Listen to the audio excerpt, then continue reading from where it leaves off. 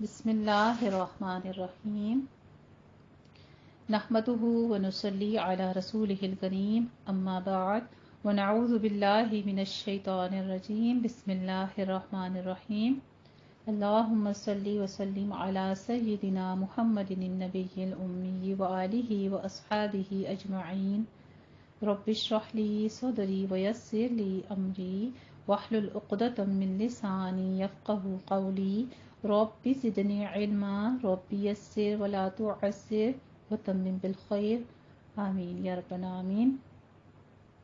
अल्हम्दुलिल्लाह जी, हम पढ़ रहे हैं नमाज नबवी सही अहादीस की रोशनी में, और आज हमारा अगला टॉपिक है तहारत से ही मुतालिक हाइज़ा के लिए नमाज और रोज़े की मुमानियत। रसूलुल्लाह सल्लल्लाहु अलैहि वसल्लम ने फरमाया, जब औरत हैज़ से होती है तो नमाज पढ़ती है, ना ही वो रोज़ा रखती है। एक औरत मुआज़ा रज़ियल्लाहु ताला अन्हा ने आयशा सिद्दीक़ा रज़ियल्लाहु ताला अन्हुमा से दरियाफ्त किया, क्या वजह है कि हाइज़ा औरत रोज़े की क़ज़ा तो देती है, नमाज की नहीं। हज़रत आयशा सिद्दीक़ा रज़ियल्लाहु ताला अन्हा ने फरमाया, रसूलुल्लाह सल्लल्लाहु अलैहि वसल्लम के ज़माने में हमें हैज़ आया करता था तो हमें रोज़े की क़ज़ा का हुक्म तो दिया जाता था, मगर नमाज की क़ज़ा का हुक्म नहीं दिया जाता था। यहाँ पर जो अहादीस मुबारका पहले बयान हुई हैं हैज़ और नफास के मुतालिक, थोड़ा सा उससे आपको वजाहत करती चलूँ कि बलूगत की अलामत है। हैज़ जो है ये बलूगत की अलामत है। ये एक ऐसा तबी खून है, इसका आना बीमारी की वजह से नहीं होता। इसके बरक्स इस्तिहाज़ा बीमारी की अलामत है, चूँकि ये खून हैज़ से पहले भी आता है और हैज़ की मुद्दत गुजर जाने के बावजूद नहीं रुकता, इसलिए बाज़ ख़वातीन इसे भी हैज़ समझकर नमाज छोड़े रखती हैं। लिहाजा इस मसले को बिलवज़ाहत समझना ज़रूरी है। अगर किसी औरत को खून इस्तिहाज़ा शुरू हो जाए, अगर इससे पहले उसकी आदत हैज़ मालूम होती है कि इतने दिन हैज़ आता है, तो ये औरत अपनी आदत के मुताबिक अमल करके इतने दिन हाइज़ा रहेगी, जबकि बाकी अयाम इस्तिहाज़ा के शुमार करेगी, जिसमें हर फ़र्ज़ नमाज के लिए वज़ू करके नमाज पढ़ेगी। उसके लिए आप पैड, कपड़ा वगैरह जो भी यूज़ करते हैं वो भी साफ़ इस्तेमाल करना होगा हर नमाज के लिए। ये इस्तिहाज़ा का हुक्म है। अगर इससे अपने हैज़ की आदत मालूम नहीं, लेकिन इसे दोनों खूनों के दरमियान फ़र्क का इल्म है कि हैज़ का खून गाढ़ा, सियाह और बदबूदार होता है, जबकि खून इस्तिहाज़ा आमतौर पर ऐसा नहीं होता। अगर दोनों खूनों के दरमियान तमीज़ कर सकती है तो जिसे वो हैज़ समझे, इस खून को खून हैज़ समझकर हाइज़ा बनी रहे, और उसके बाद के दोनों मुस्तहाज़ा शुमार होंगे। जितने भी दिन होंगे उन दोनों को वो मुस्तहाज़ा शुमार करेगी। अगर इसे ना तो अपनी आदत का इल्म है और ना ही दिनों का, यानी जितने दिनों में उसको खून दरमियानी तमीज़ कर सकती है इनमें, तो इस सूरत में वो औरतों की आम आदत के मुताबिक महीने में 6-7 दिन हैज़ के शुमार करेगी, जबकि बाकी दिन इस्तिहाज़ा के शुमार करेगी। इसे सही बुखारी ने बाबुल हैज़ में रिवायत किया है। निफास के बारे में हुक्म फरमाते हैं। निफास क्या है? बच्चे की पैदाइश के बाद जो खून आता है इसे निफास कहते हैं। उम्मे सलमा रज़ियल्लाहु ताला अन्हा फरमाती हैं कि निफास वाली औरतें रसूलुल्लाह सल्लल्लाहु अलैहि वसल्लम के ज़माने में 40 दिन बैठा करती थीं, यानी 40 दिन पूरे किया करती थीं। यानी आम तौर पर 40 दिन निफास की हालत में रहते हुए नमाज, रोज़ा और जुमा से इज्तनाब करती थीं। अक्सर सहाबा रज़ियल्लाहु ताला अन्हुम और ताबीन रज़ियल्लाहु ताला अलैहिम के नज़दीक निफास के खून की ज़्यादा से ज़्यादा मुद्दत 40 दिन है। अगर 40 रोज़ के बाद खून जारी रहे तो अक्सर अहले इल्म के नज़दीक वो खून इस्तिहाज़ा है, यानी वो बीमारी में काउंट होगा, जिसमें औरत हर नमाज के लिए वज़ू करती है। निफास की कम अज़ कम मुद्दत की कोई हद नहीं है। निफास और हैज़ के खून का हुक्म एक जैसा है, यानी इन हालात में नमाज, रोज़ा और जुमा मना है। रसूलुल्लाह सल्लल्लाहु अलैहि वसल्लम अयाम नफास की नमाजों की क़ज़ा का हुक्म नहीं देते। इब्नुल मंज़र नेशापुरी फरमाते हैं, निफास के खून की वजह से नमाज तर्क की जाती है, लिहाजा अगर ये खून बंद हो जाए तो फ़र्ज नमाज पढ़ना ज़रूरी हो जाता है। آگے ہم ان اوقات کے اگر اوقات ہمارے پورے ہو جاتے ہیں اور ان کے دنوں میں آپ تمیز کر سکتے ہیں، ان کی وضاحت ہو چکی ہے۔ اب آگے غسل کے بارے میں جانتے ہیں۔ غسل کا بیان فرماتے ہیں کہ جنابت کا غسل کس طریقے سے کیا جائے۔ میمونہ رضی اللہ تعالی عنہ بیان کرتی ہیں کہ رسول اللہ صلی اللہ علیہ وآلہ وسلم نے غسل کا ارادہ فرمایا تو سب سے پہلے دائیں ہاتھ سے بائیں ہاتھ پر پانی ڈال کر دونوں ہاتھ دھوئے، پھر دائیں ہاتھ کے ساتھ بائیں ہاتھ پر پانی ڈالتے ہوئے شرمگاہ کو دھویا، پھر بایاں ہاتھ جس سے شرمگاہ کو دھویا تھا زمین پر رگڑا، پھر اسے دھویا، پھر کلی کی اور ناک میں پانی ڈالا، پھر چہرہ دھویا، پھر کوہنیوں سمیت ہاتھ دھوئے، پھر 3 بار سر پر پانی ڈالا اور بالوں کی جڑوں تک اس کو پہنچایا، پھر تمام بدن پر پانی ڈالا، پھر جہاں آپ نے غسل کیا تھا اس جگہ سے ہٹ کر پاؤں دھوئے۔ اسے صحیح بخاری نے روایت کیا ہے باب الغسل میں۔ حافظ ابن حجر رحمہ اللہ تعالی فرماتے ہیں کسی حدیث میں غسل جنابت کا وضو کرتے وقت سر کے مسح کا ذکر نہیں کیا گیا۔ حضرت عائشہ صدیقہ رضی اللہ تعالی عنہ اور حضرت عبداللہ بن عمر رضی اللہ تعالی عنہم رسول اللہ صلی اللہ علیہ وآلہ وسلم کے غسل جنابت میں وضو کا ذکر کرتے ہوئے فرماتے ہیں کہ آپ نے سر کا مسح نہیں کیا بلکہ اس پر پانی ڈالا۔ امام نسائی نے اس حدیث شریف پر یہ باب باندھا ہے جنابت کے وضو میں سر کا مسح ترک کرنا۔ اسے صحیح مسلم نے روایت کیا ہے اور یہ صحیح سند سے ثابت ہے۔ امام ابو داؤد رحمہ اللہ تعالی فرماتے ہیں میں نے امام احمد سے سوال کیا کہ جنبی جب غسل سے قبل وضو کرے تو کیا سر کا مسح بھی کرے؟ آپ نے فرمایا کہ وہ مسح کس لیے کرے جبکہ وہ اپنے سر پر پانی ڈالے گا؟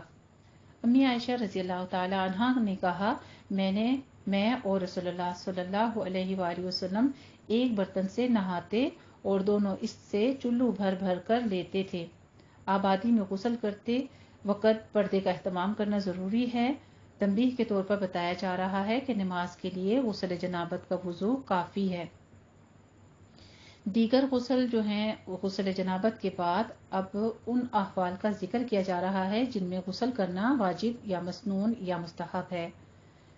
جمعے کے دن غسل کرنا، ابن عمر رضی اللہ تعالی عنہما سے روایت ہے کہ رسول اللہ صلی اللہ علیہ وآلہ وسلم نے فرمایا اذا جاء احدکم الجمعۃ فلیغتسل، جب تم میں سے کوئی شخص جمعے کی نماز کے لیے آئے تو وہ غسل کرے۔ سیدنا ابو ہریرہ رضی اللہ تعالی عنہ سے روایت ہے کہ رسول اللہ صلی اللہ علیہ وآلہ وسلم نے فرمایا ہر مسلمان پر حق ہے کہ ہفتے میں ایک دن جمعے کو غسل کرے، اس میں سر اور اپنا بدن دھوئے۔ اسے صحیح بخاری نے کتاب الجمعہ میں باب الجمعہ میں روایت کیا ہے۔ سیدنا ابو سعید خدری رضی اللہ تعالی عنہ کہتے ہیں کہ رسول اللہ صلی اللہ علیہ وآلہ وسلم نے فرمایا جمعے کے دن ہر بالغ مسلمان پر نہانا واجب ہے۔ ابن جوزی رحمہ اللہ تعالی فرماتے ہیں جمعے کے دن غسل کرنا واجب ہے کیونکہ اس کی احادیث زیادہ صحیح اور قوی ہیں۔ ابن حزم اور علامہ شوکانی رحمہ اللہ تعالی علیہما نے بھی اسی مذہب کو اختیار کیا ہے۔ میت کو غسل دینے والا غسل کرے۔ سیدنا ابو ہریرہ رضی اللہ تعالی عنہ روایت کرتے ہیں کہ رسول اللہ صلی اللہ علیہ وآلہ وسلم نے فرمایا جو شخص میت کو غسل دے اسے چاہیے کہ وہ خود بھی نہائے۔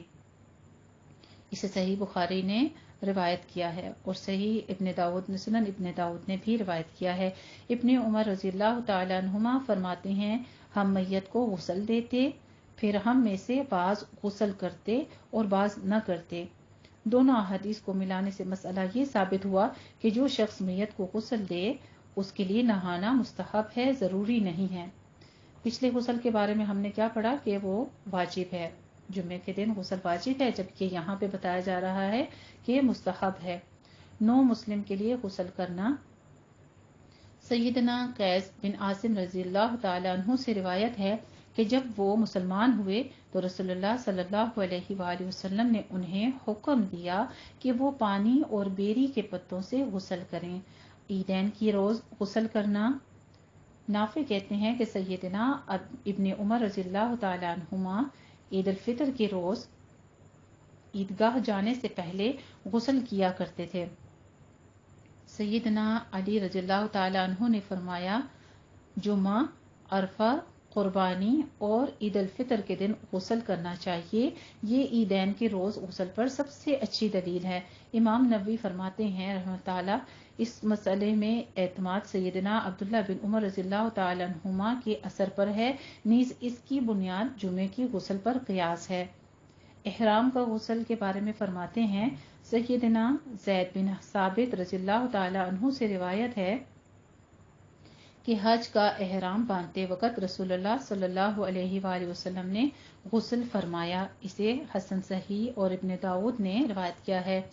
مکے میں داخل ہوتے وقت غسل کرنا، ابن عمر رضی اللہ تعالی عنہما فرماتے ہیں کہ رسول اللہ صلی اللہ علیہ وآلہ وسلم مکے میں داخل ہوتے وقت غسل کرتے تھے۔ مسواک کا بیان، سیدنا حذیفہ رضی اللہ تعالی عنہ فرماتے ہیں، رسول اللہ صلی اللہ علیہ وآلہ وسلم جب رات کو تہجد کے لیے اٹھتے تو وہ مسواک فرماتے۔ ابن عباس رضی اللہ تعالی عنہما فرماتے ہیں، نبی کریم صلی اللہ علیہ وآلہ وسلم رات کو ہر 2 رکعت کے بعد مسواک کرتے۔ ام المومنین حضرت عائشہ صدیقہ رضی اللہ تعالی عنہا سے روایت ہے کہ رسول اللہ صلی اللہ علیہ وآلہ وسلم نے فرمایا، مسواک منہ کے لیے طہارت کا سبب ہے اور اللہ کی رضامندی کا ذریعہ ہے۔ سیدنا ابو ہریرہ رضی اللہ تعالی عنہ سے روایت ہے کہ رسول اللہ صلی اللہ علیہ وآلہ وسلم نے فرمایا، اگر میں اپنی امت کے لیے مشکل نہ جانتا تو انہیں ہر نماز سے پہلے مسواک کرنے کا وجوبی حکم دیتا۔ اسے صحیح بخاری نے روایت کیا ہے باب الوضو میں۔ الحمدللہ یہ ہمارا طہارت کا پہلا ٹاپک جو ہے وہ مکمل ہوتا ہے یہاں پہ، اور آگے وضو کا بیان شروع ہوتا ہے۔ وضو کے بارے میں جانتے ہیں کہ نیند سے جاگ کر پہلے ہاتھ دھونا کیسا ہے۔ سیدنا ابو ہریرہ رضی اللہ تعالی عنہ سے روایت ہے کہ رسول اللہ صلی اللہ علیہ وآلہ وسلم نے فرمایا، اذا استيقظ احدكم من نومه فليغسل يده قبل ان يدخلها في وضوئه فإن أحدكم لا يدري أين باتت يده۔ جب تم نیند سے جاگو تو اپنا ہاتھ پانی کے برتن میں نہ ڈالو جب تک کہ اسے 3 بار دھو نہ لو، کیونکہ تم میں سے کوئی نہیں جانتا کہ اس کے ہاتھ نے رات کہاں گزاری۔ مطلب یہ ہے کہ ہمیں اٹھ کر سب سے پہلے اپنے ہاتھ دھونے چاہیے۔ کچھ علم نہیں ہے کہ نیند میں انسان جسم کے کن اعضاء پر ہاتھ لگاتا ہے، خارش کرتے ہوئے کبھی ٹانگوں میں یا انڈر آرمز وغیرہ میں یا انڈر لیگز میں یا ناک میں، منہ کے اوپر، چہرے کے اوپر، کانوں کے بیچ میں کہاں پر ہاتھ لگا دیتا ہے۔ تو بہتر یہ ہے کہ جب اٹھے تو پہلے 3 بار ہاتھوں کو دھو لینا چاہیے۔ مطلب یہ کہ نیند سے جاگ کر ہاتھ پہنچوں تک 3 بار دھونے کے بعد پانی کے برتن میں ڈالنے چاہیے۔ ہو سکتا ہے رات کو ہاتھ بدن کے کسی خاص حصے کو لگ کر پلید ہو گیا ہو۔ 3 بار ناک جھاڑنا، سیدنا ابو ہریرہ رضی اللہ تعالی عنہ روایت کرتے ہیں کہ رسول اللہ صلی اللہ علیہ وآلہ وسلم نے فرمایا، جب تم نیند سے بیدار ہو کر وضو کرنے لگو تو پانی چڑھا کر 3 بار ناک جھاڑو، کیونکہ شیطان ناک کے بانسے میں رات گزارتا ہے۔ اسے صحیح بخاری نے باب الوضو میں روایت کیا ہے۔ سونے والے کے ناک کے بانسے میں شیطان کی رات گزارنے کی کیفیت اور حقیقت اللہ ہی بہتر جانتا ہے۔ ہمارا فرض ایمان لانا ہے کہ واقعی شیطان رات گزارتا ہے، تو اس لیے اس بات کا اسی طرح یقین کر لینا چاہیے کہ واقعی سوئے ہوئے انسان کے ناک میں شیطان رات گزارتا ہے۔ مسنون وضو کی مکمل ترتیب، وضو کے شروع میں بسم اللہ۔ یہ آپ کو وضو کے جو مسنون سنتیں ہیں یہ یاد ہونی چاہیے تاکہ آپ جب وضو کریں تو اسے صحیح مسنون طریقے کے ساتھ کریں۔ وضو کے شروع میں سب سے پہلے کیا کرنا ہے؟ بسم اللہ پڑھنی ہے۔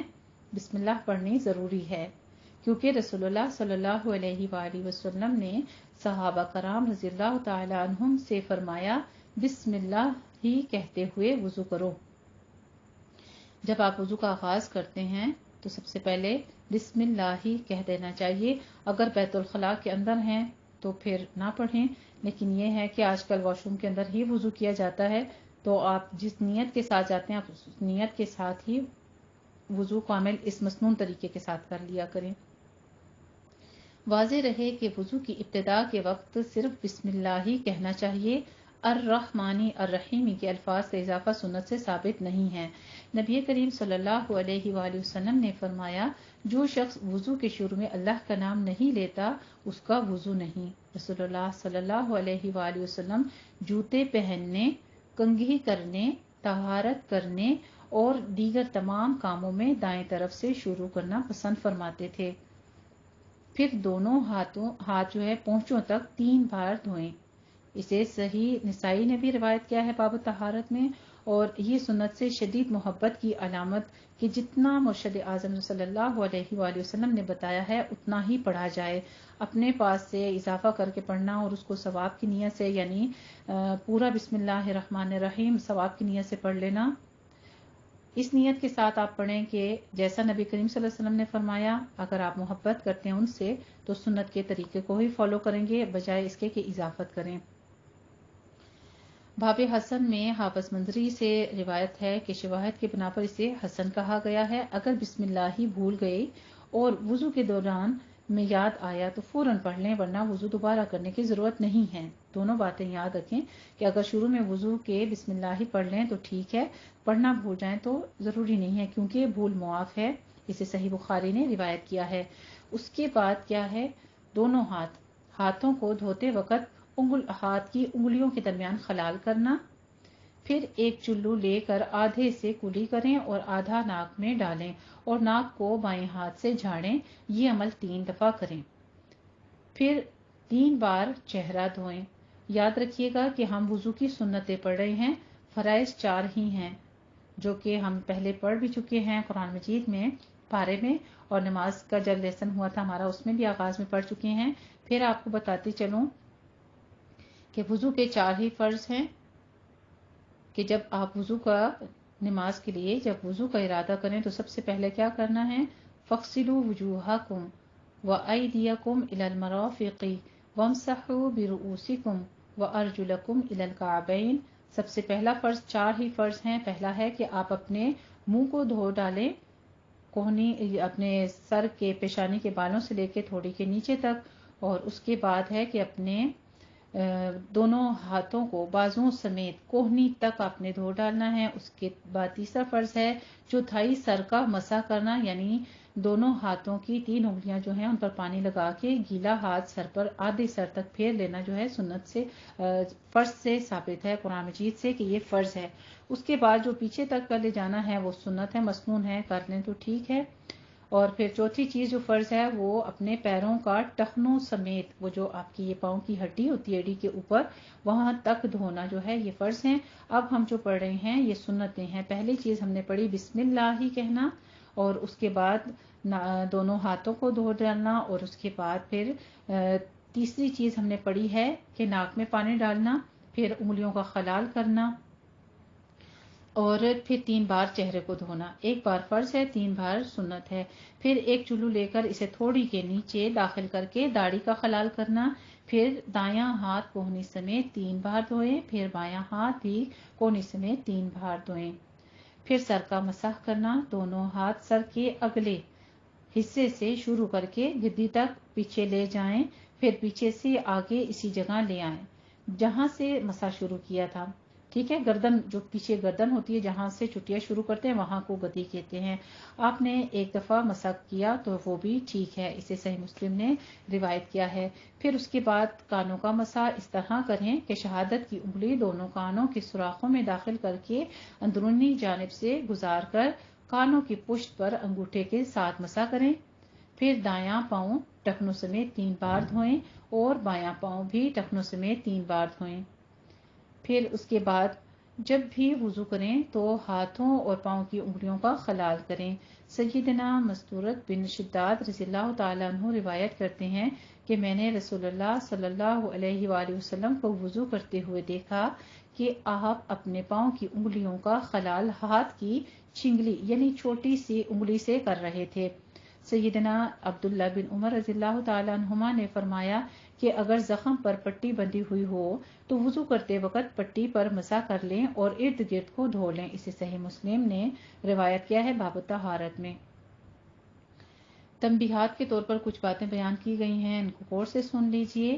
کلی اور ناک میں پانی ڈالنے کے لیے الگ الگ پانی لینے کا ذکر جس حدیث شریف میں ہے، اسے امام ابو داؤد نے حدیث 139 میں، امام نووی نے المجموع میں 360 حدیث میں اور حافظ بن حجر نے 78 میں ضعیف کہا ہے.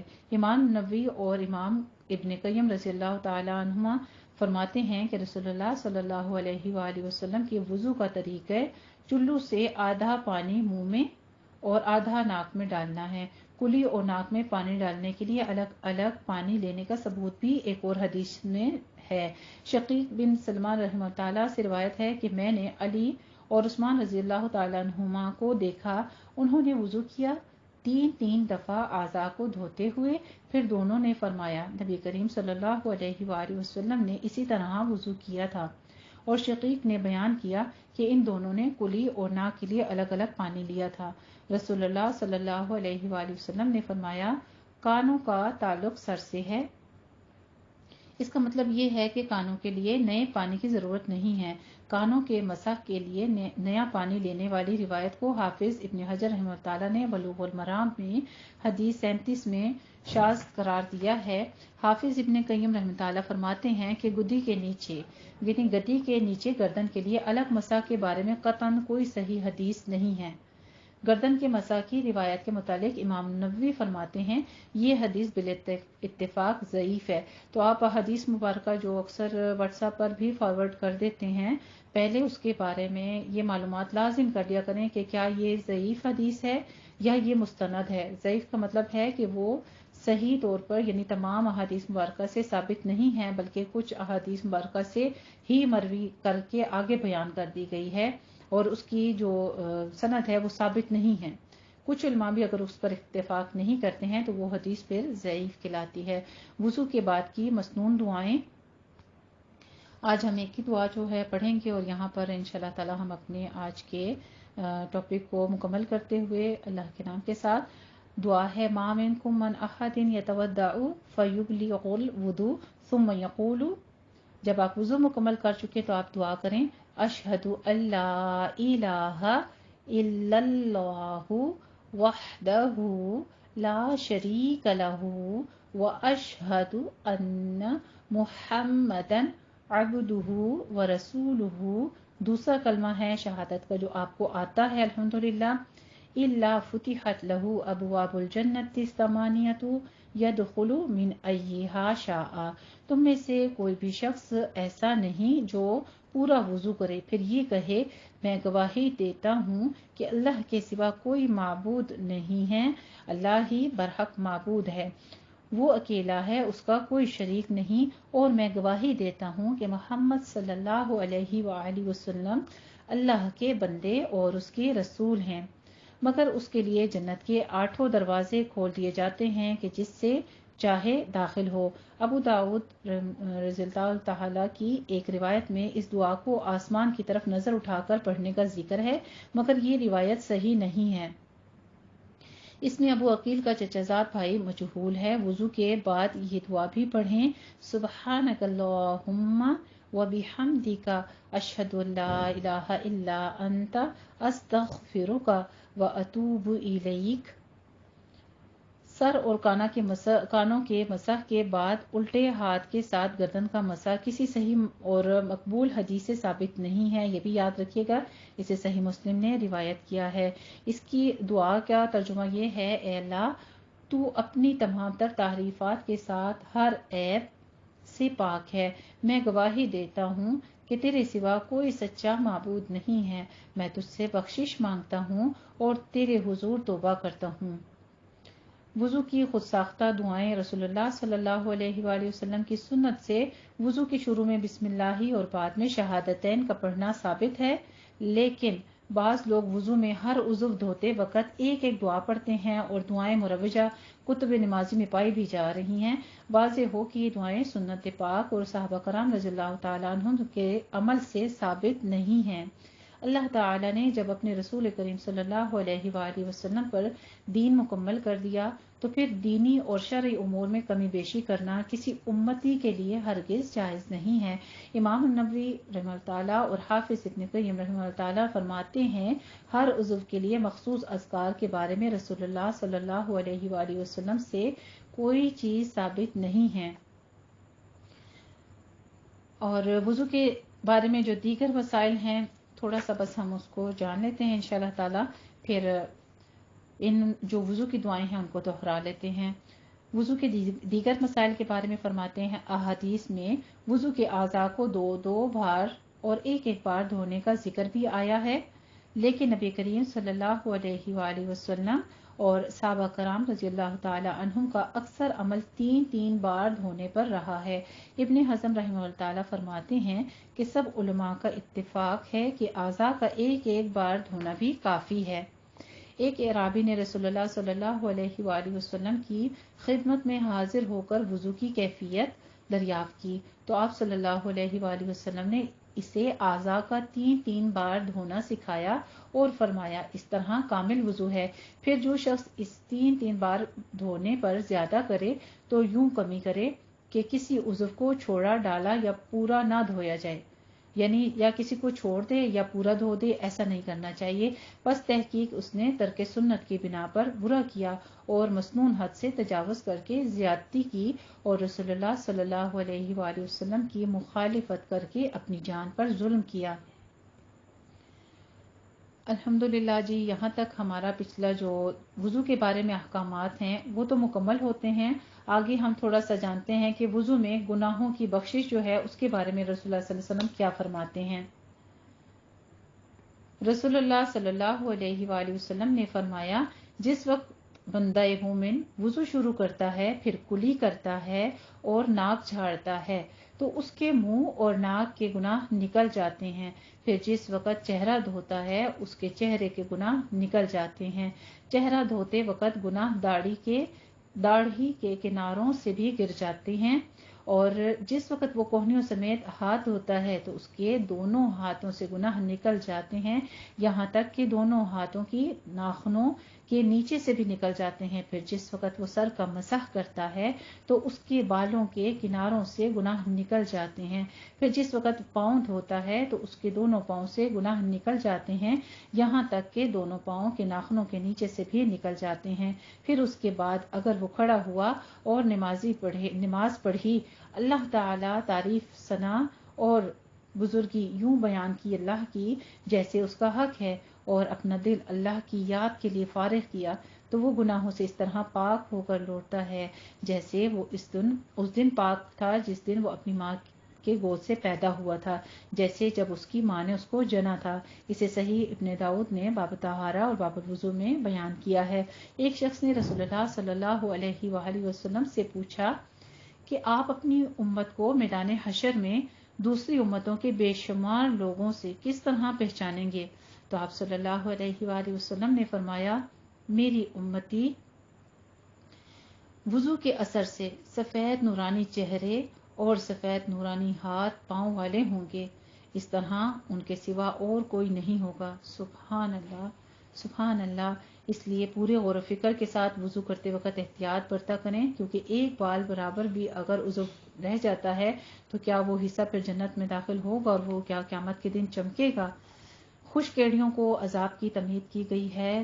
عبداللہ بن عمر رضی اللہ تعالی عنہما سے روایت ہے کہ ہم رسول اللہ صلی اللہ علیہ وآلہ وسلم کے ساتھ مکے سے مدینے کی طرف لوٹے، راستے میں ہمیں پانی پلایا۔ ہم میں سے ایک جماعت نے نماز عصر کے لیے جلد بازی میں وضو کیا، پیچھے سے ہم بھی پہنچ گئے، دیکھا کہ ان کی ایڑیاں خشک تھیں، انہیں پانی نہیں پہنچا تھا۔ رسول اللہ صلی اللہ علیہ وآلہ وسلم نے فرمایا خشک ایڑیوں کے لیے آگ سے خرابی ہے، بس وضو پورا کیا کرو۔ اس حدیث شریف سے معلوم ہوا کہ وضو بڑی احتیاط سے سنو اور سنوار کر اس کو پورا کرو۔ جب تک آپ پورے اعضاء کو اچھی طرح سے نہ دھو لیں 3 بار ان اعضاء کو دھو لینا چاہیے تاکہ ذرا برابر جگہ بھی خشک نہ رہے۔ ایک شخص نے وضو کیا اور اپنے قدم پر ناخن کے برابر جگہ خشک چھوڑ دی۔ نبی کریم صلی اللہ علیہ وآلہ وسلم نے فرمایا اسے دیکھ کر کہ واپس جا اور اچھی طرح وضو کر۔ وضو سے بلند درجات۔ رسول اللہ صلی اللہ علیہ وآلہ وسلم نے فرمایا طہارت آدھا ایمان ہے۔ سیدنا ابو ہریرہ رضی اللہ تعالیٰ عنہ سے روایت ہے کہ میں نے اپنے دلی دوست محمد صلی اللہ علیہ وآلہ وسلم کو یہ فرماتے ہوئے سنا، جنت میں مومن کا زیور نور وہاں تک پہنچے گا جہاں تک وضو کا پانی پہنچتا ہے۔ سبحان اللہ۔ رسول اللہ صلی اللہ علیہ وآلہ وسلم نے فرمایا میں تمہیں وہ چیز نہ بتاؤں کہ جس کے سبب اللہ تعالیٰ گناہ مٹاتا ہے اور درجات بلند کرتا ہے؟ صحابہ کرام رضی اللہ تعالیٰ عنہم نے عرض کیا کیوں نہیں اے اللہ کے رسول، ارشاد فرمائیے۔ آپ صلی اللہ علیہ وآلہ وسلم نے فرمایا مشقت یعنی بیماری یا سردی وغیرہ کی وجہ کے ہوتے باوجود اس کے وغیرہ کے کامل اور سنوار کا وضو کرنا، مسجدوں کی طرف اٹھنے والے قدموں کا زیادہ ہونا اور نماز کے بعد نماز کا انتظار کرنا گناہ مٹاتا ہے اور درجات بلند کرتا ہے۔ الحمدللہ جی، یہاں تک ہمارا آج کا ٹاپک تھا باب الوضو میں سے۔ اللہ سبحانہ وتعالی ہم سب کو کامل وضو اور ان تمام چیزوں کو ہر طرح سے غور و فکر کے ساتھ کرنے کی توفیق عطا فرمائے تاکہ ہماری نماز بھی کامل ہو اور اللہ سبحانہ وتعالی ہم سے قبول فرما لے۔ آمین اللہم ربنا آمین۔ وآخر دعوانا الحمدللہ رب العالمین۔ جزاکم اللہ احسن الجزاء۔